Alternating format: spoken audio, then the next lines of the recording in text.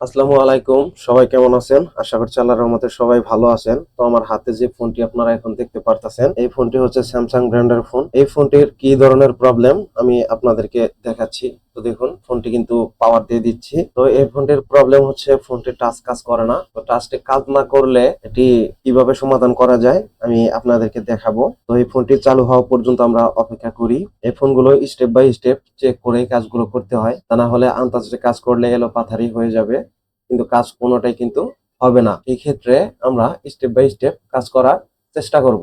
তো এখানে এই ফোনটির কিন্তু টাচে কাজ করে না, আমি আপনাদেরকে দেখাই। এই যে দেখেন, এই ফোনটির কিন্তু কোনো ধরনের টাচে কাজ করতেছে না। স্ক্রিনের লাইটটা অফ হয়ে যাচ্ছে, আবার স্ক্রিনের লাইটটা আমি জ্বালিয়ে দিচ্ছি। তো দেখেন, এই ফোনটি কিন্তু কোনোভাবেই রেসপন্স করতেছে না। এখন আমি মাইক্রোস্কোপের মাধ্যমে এবং কি ডায়াগ্রামের মাধ্যমে আপনাদেরকে আমি চেক করে দেখাবো যে এই ফোনটি কি ধরনের কাজ আমরা করি আর কোন লাইনটা ফল্ট হয়। এই বিষয়টা হচ্ছে আমি এ টু জেড আপনাদেরকে চেক করে দেখিয়ে দিব।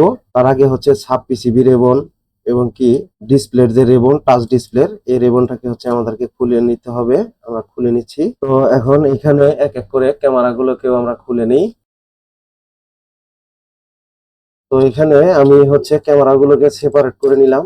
এখন হচ্ছে এই মাদারবোর্ড থেকে লাইনগুলোকে চেক করে নিব। আমি আপনাদেরকে চেক করে স্টেপ বাই স্টেপ দেখানোর চেষ্টা করি। বর্ণীয় ডায়াগ্রাম থেকে আমি এটার সলিউশনটাকে বের করে নিয়েছি। তো এটা হচ্ছে ডিসপ্লের কানেক্টর। এখানে প্রথম আছে হচ্ছে 4টা লাইন, উপরের 4টা লাইন, তারপরে 2টা বাদ দিয়ে একটা, আবার একটা লাইন পরে হচ্ছে আর একটা লাইন। এটা হচ্ছে ভিআইও, ভোল্টেজ ইনপুট আউটপুট 1.8। এটা হচ্ছে পাওয়ার ম্যানেজমেন্ট ইউনিট থেকে আসে। আর এখানে আমরা অবশিষ্ট আরো 5টা লাইন দেখতে পারতেছি। এই 5টা লাইন আসে সিপিইউ থেকে। তো এখানে যে 6টা লাইন আছে, এই 6টা লাইনের মধ্যে আমরা যথাযথ কিন্তু জিআর ভ্যালু পাবো। এখন আমরা এখান থেকে জিআর ভ্যালুটাকে চেক করে নিব মাদারবোর্ড থেকে। তাহলে যদি এখানে কোনো ধরনের জিআর ভ্যালু না আসে, তাহলে ওই লাইনটা হচ্ছে ওপেন, মানে ডিসকানেক্ট। আর যদি এখানে জিআর ভ্যালু থাকে, তাহলে আমরা এখানে লাইনগুলোকে ধরে নিব যে কানেক্টিভিটি আছে এবং কি যথাযথ লাইনগুলো ঠিক থাকার কথা। এখন এখান থেকে আমরা দেখি যে টাচের এই 6টা লাইনের মধ্যে কোন লাইনটা ডিসকানেক্ট আছে বা কোন লাইনের ভ্যালু হাই। এটা হচ্ছে আমি স্টেপ বাই স্টেপ আপনাদেরকে চেক করে দেখাবো। মাল্টিমিটারটাকে ডায়োড রেঞ্জে রেখে নিছি। এখন প্রুফ, রেড প্রুফ যেটা মাল্টিমিটারের, এটাকে আমরা গ্রাউন্ড করে নিব। আর মাল্টিমিটারের যে গ্রাউন্ড প্রুফ থাকে, এটা দিয়ে আমরা টেস্টিং করব। তো এইখানে হচ্ছে প্রথম 4টা লাইন, এই উপরের লাইনের প্রথম 4টা লাইন আমরা চেক দিব। এখানে প্রথম পিনটা হচ্ছে সিএলকে লাইন। এখানে আমরা কোনো ভ্যালু পাচ্ছি না, লাইনটা ওপেন, এটা আমরা ধরে নিতে পারি। তো এখানে দ্বিতীয় লাইনটা আমরা চেক দিব। দ্বিতীয় লাইনটা চেক দিলে এখানে 542 ভ্যালু রয়েছে, এটি ঠিক আছে। তারপরেরটা চেক দিব, এখানে 542, এটা ঠিক আছে। তারপরের লাইনটা আমরা চেক দিচ্ছি, এই লাইনটি ঠিক আছে, 540 এখানে আমরা দেখতে পারতেছি। তারপরে হচ্ছে 2টা বাদ যাবে, 1 2, তারপরে হচ্ছে একটা লাইন আমরা পাবো এখানে, এটাতে 542 আমরা ভ্যালু পাচ্ছি। তারপরে একটা লাইন বাদ দিয়ে পরেরটা, এখানেও আমরা ভ্যালু পাবো। তো এখানে আমরা যথাযথ ভাবে ভ্যালুটা পেয়ে গেলাম। আর এইখানে হচ্ছে প্রথম যে ক্লক লাইন, সিএলকে লাইন, এই সিএলকে লাইনটা হচ্ছে আমরা ওপেন পাচ্ছি, বা এখানে কোনো ধরনের ভ্যালু কিন্তু নেই।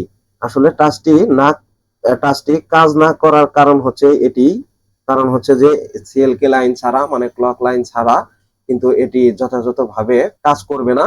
এখন এই লাইনটা কোথায় থেকে আসছে আমি সেটা আপনাদেরকে দেখিয়ে দিই। এখানে আমরা পেয়ে গেলাম হচ্ছে ক্লক লাইনটা ফল্ট।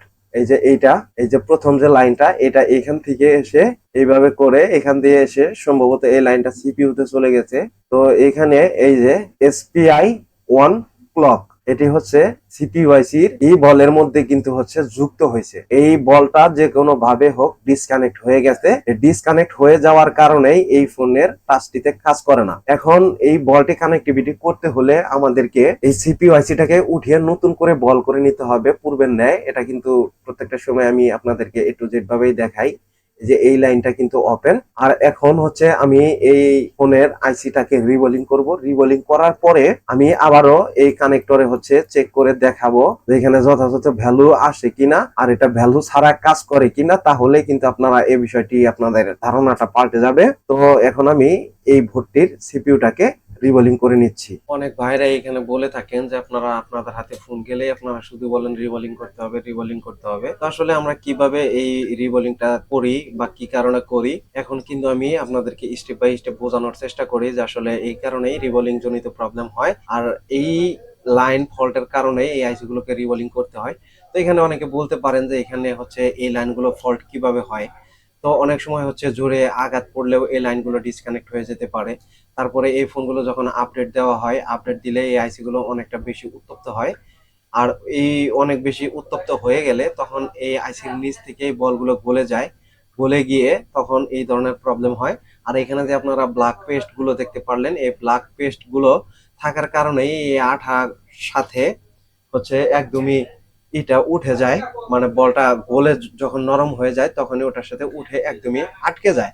আটকে গেলে তখন ওই লাইনটা হচ্ছে একদমই ডিসকানেক্ট হয়ে যায়। আবার অনেক সময় হচ্ছে ভ্যালু থাকে, ভ্যালু থাকলে হাই থাকে অথবা লো থাকে, তখনও কিন্তু এখানে আমাদের ভালো একটা করতে হয়, তখনও রিবোলিং কাজটি করতে হয়। আমরা ফল্ট ফাইন্ড আউট করে এই কাজগুলো করার চেষ্টা করে থাকি, যেখানে ফল্ট ওখানে ফাইন্ড আউট করেই আমরা কাজ। তো এখানে বন্ধুরা আমি আপনাদেরকে আবারও পূর্বের ন্যায় চেক করে দেখাই, আমার রিবোলিং করা শেষ। এখন আমি ডায়োড মোডে আবারও এই প্রথম পিনটাকে চেক দিব, যেহেতু এখানে প্রথম পিনটা কিন্তু ওএল ছিল। এখন দেখি এখানে যথাযথ ভ্যালু আসছে কিনা। তো দেখুন এখানে কিন্তু 541 ভ্যালু আমরা পাচ্ছি। আর এখানে হচ্ছে এখানে আরো 5টা লাইন আছে, দুইটা গেল এখানে 542, তারপরে এখানে একটা ভ্যালু পাবো, এটাতে আমরা আগেও ছিল এখনো আছে, এটাতেও আগেও ভ্যালু ছিল এখনো আছে, তারপরে দুইটা বাদ গিয়ে একটা এই পিনটাতেও ভ্যালু আছে, এই যে 542, তারপরে একটা পিন পরে আর একটা এখানে যথাযথ টাচের লাইনটা কিন্তু এখন 100% রিপেয়ার হয়ে গেছে। এখন আমি এই ফোনটাকে হচ্ছে পাওয়ার দিয়ে নেই, পাওয়ার দিয়ে আপনাদেরকে চেক করে দেখাবো যে এই ফোনটি ঠিক হলো কিনা। যদি ঠিক না হয় তাহলে আমাদের পরবর্তী স্টেপে যেতে হবে। তো আশা করি যে ফোনটি ঠিক হয়ে গেছে। তো এই ফোনটি হচ্ছে পূর্বের ন্যায় আমরা আবারও এই ফোনটিকে পাওয়ার দিয়ে নেই, পাওয়ার দিয়ে তারপরে হচ্ছে আমি আপনাদেরকে দেখানোর চেষ্টা করব যে টাচটি কাজ করতেছে কিনা। এখন পাওয়ার বাটন প্রেস করতেছি এই ফোনটিকে পাওয়ার দেওয়ার জন্য।